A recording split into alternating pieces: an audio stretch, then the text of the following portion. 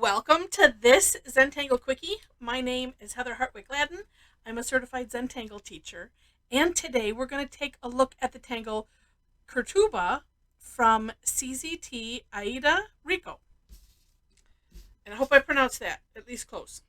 All right, this is a neat border tangle and then some. So if you take a look at the For More Inspiration link, that'll take you to Tangle Patterns where I found this. And she also shows how you could take it as use it as a fragment and have even more fun with this tangle. All right, I'm going to go diagonal with this. And I told myself I'm going to make sure I'm not blocking the view. All right, starts off with 2 sets of double lines. So this will be your border. And of course, I'm going doing it straight lines, and I'm going to put this one up above this. There we go. But you can do it however you want. Aida has a nice sample with it in the round, as well as squared, and actually creating kind of a monotangle out of it. Really, really neat work. So take a look at that. All right. So once you have your 2 sets of double lines, then we're just going to put a big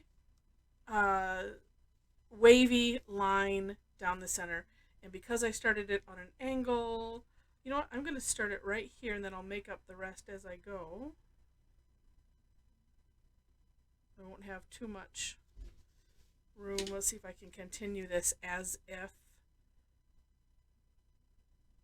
Oh yeah, not too bad. Okay. Then we're going to do some little spirals, and let's see. I'm looking at it. Actually, I'm going to look at it this way as I'm looking at the step out, so that way I get these right, as if there's a right or wrong. If you end up putting it on the wrong side going a different direction, you know it's okay. It all works. All right. Oh, no, so that I just turn it upside down because I like to draw my spirals, I think. Yeah, like this. So what we're going to do is coming off of this wavy line, I'm going to a little takeoff and land, and you can make this as big as you want. So coming off of this line and then separating towards the end, as you can see, into a bit of a spiral. And as I'm looking at her step out, all of them seem to go, let me just flip it this way, she's in this way, they all do seem to go in the same direction. So I have this coming off this way, so then I'm going to do this, didn't even have to really move the tile, and then I'm going to do the same thing up here, but this one's going to be kind of off of the, there we go. I'm going to make that it would be like that. Okay, and then if I did one up here, it would like start there. Okay. I think that's the hardest part. and like I said, if you end up with them going in different directions, don't worry about it. Just move on to the next, keep doing what you're doing, then go on to the next step, because I'm going to think it's going to look really neat anyway. It'll just be a little bit different. I didn't turn my phone down here. There we go. Okay. Then, and I did flip up a couple of the steps, but it's nothing it's nothing earth-shattering. This one I did in order. So after this, where you have the spirals coming out of this little corner here, we're going to put essentially some flux shapes. And what I ended up doing, and if you don't know what flux is, it is a tangle. You can look it up. I know I have a video on it. Actually, this is more of Rick's flux. But so I'm going to come out here. You can think of it as like maybe a teardrop shape or a tethered orb. I heard Maria say that once, and I liked that term. And I'm looking at my hand. I was playing with ink, and I've got ink all over my hands. I thought I got it all off. All right, so I'm going to start, and I'm going to kind of come out of the center here, just like that. and then put one on either side. And take another reason to take a look at for more inspiration, like, because it's like, well, I haven't quite got them like she has them, but at the same time, it's Zentangle. It doesn't matter. I think I'm going to try this a little bit bigger. I think is helpful than what I just did.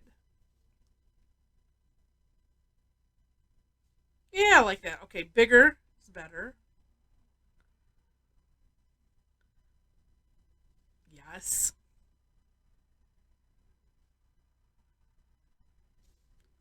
Like that. Then we're just going to put a little orb, like right in this crevice here.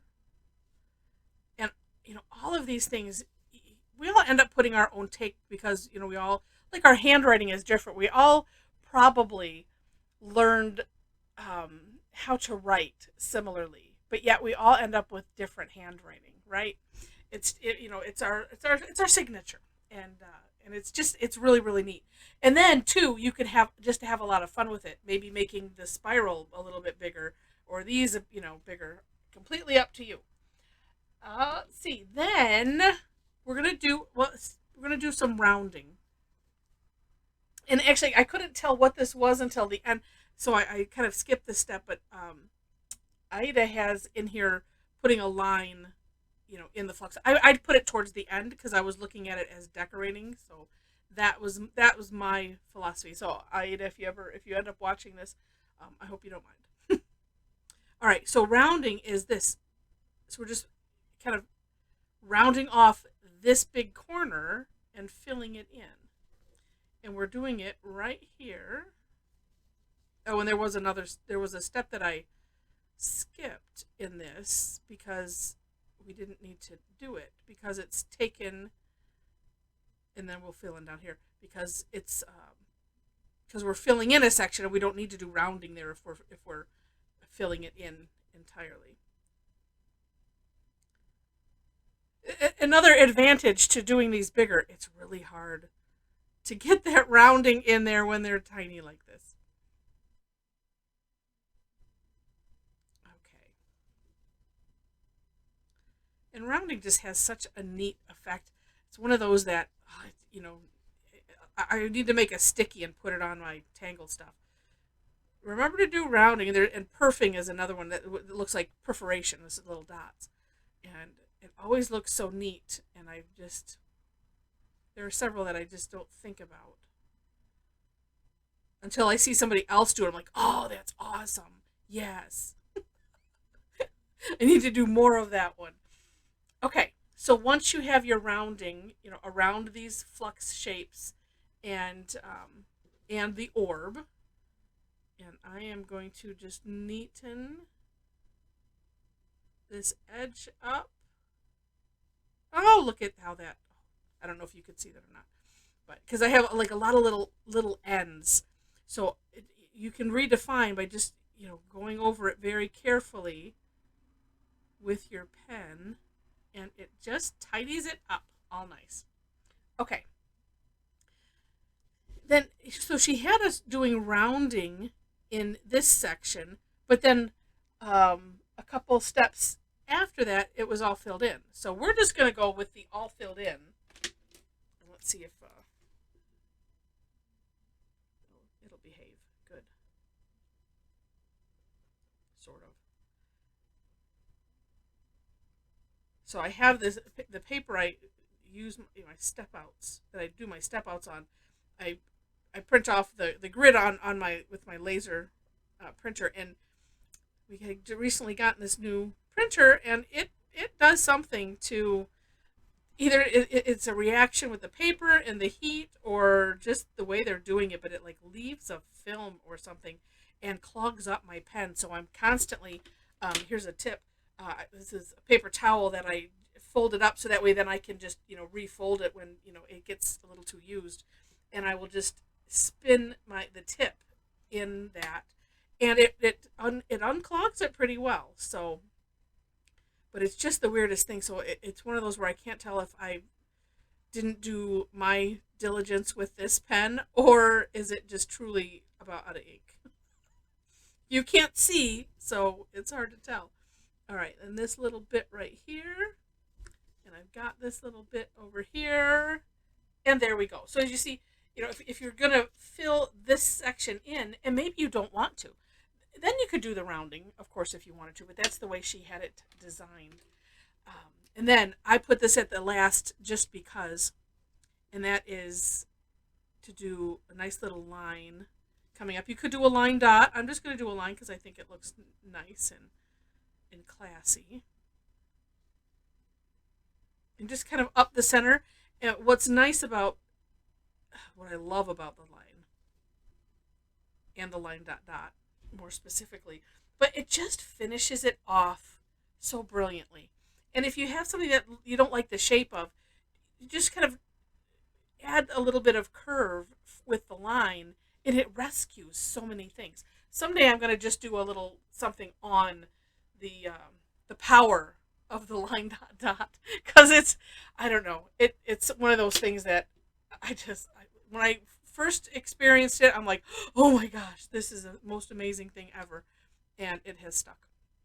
All right, let's see. I think that is it. Yes, indeedy. So again, take a look at the for more inspiration link, and we'll do some shading here, and let's see. She has. Well, here's what I'm thinking, and I did this on my step out, and I kind of like it.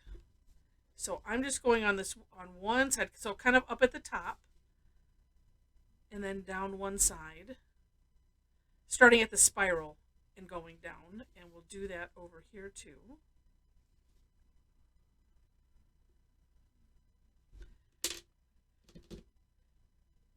And what I liked about this, I'm going to work to not have it over here. I just want it in this one section. You can kind of make it look neatly puffy by adding the graphite like this, and it's just, we're kind of rounding it off. And then you could have fun, and you could, maybe if you want to take it inside, I'm going to see if I can do that. I'm going to grab a thinner tortillon. I mean, so you can have it go, up as high as you want. If I have it on both sides, then it takes on a little bit different look. And I kind of like this. That's what I'm thinking so far. You could, like I said, let me get this thinner tortillon. Oh, let's do it this way. Yeah, so if we were following this all the way around, you just have to be careful. You don't want to put too much. We don't want graphite remorse. All right. And then the trick is, there we go. So it's best to have the tip of the tortillon on the graphite line. And I think of it as on the line I don't want to cross, is the way I think of it. I had heard Rick once say you put the tip where you want the graphite to be the darkest, and same thing with using the pencil. And that works too. And I like to have a nice gradient. That's my big thing. So that's neat. I'm debating, because it could have it go down this side. Oh, let's just see what it looks like. Why not? And if I'm going to do it on one, I'm going to do it on all of them. Like I said, I didn't want to do it here because I didn't want it to compete with here. I wanted to have that effect. And you know what? You can probably get, well, I know we could get that same effect of, so it looks like it's puffy this way. It would just end up going darker in the center there, and that would do it. Oh, that looks neat. So just have fun, play. And actually, if I take this down just to that side, oh, and then this side, it would be. I was just using what's left on my tortillon. There we go. Yeah. Looks neat. Looks neat. It has a neat, whimsical look.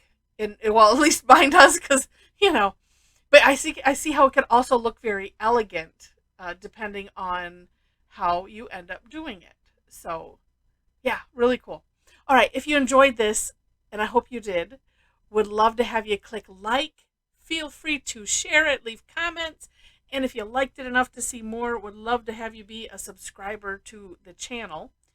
I already mentioned the description section, and you'll find links to step outs. But below those are ways to connect with me if you wish to, or just other Tangle addicts. I have a link to my website where you will find class information. I do classes almost twice weekly. It just depends on the week. And actually, each day I do the same thing twice. I have an AM and a PM session, just because I started it a long time ago, a couple years ago, and just kept it up because it works and it's a lot of fun. So a lot of them are free. I do have a few that are paid. I also have a membership subscription club. So if you end up being interested in that, information is there. And then lastly, we do have a Facebook community, and it's just really such a fantastic group of people. So if you want to, join a group that is positive and has a lot of fun, and where we all feel comfortable to share our work, come and join us. So I do let you know there are a couple. I have 4 questions. 2 of them are required for entry. So just so you know, because I hate having to delete things, and so that was and then also it helps to set the tone for the group. So anyway, that's why I have them there, and I hope you will take a look. And with that, thanks so much for watching, and I wish you happy tangling.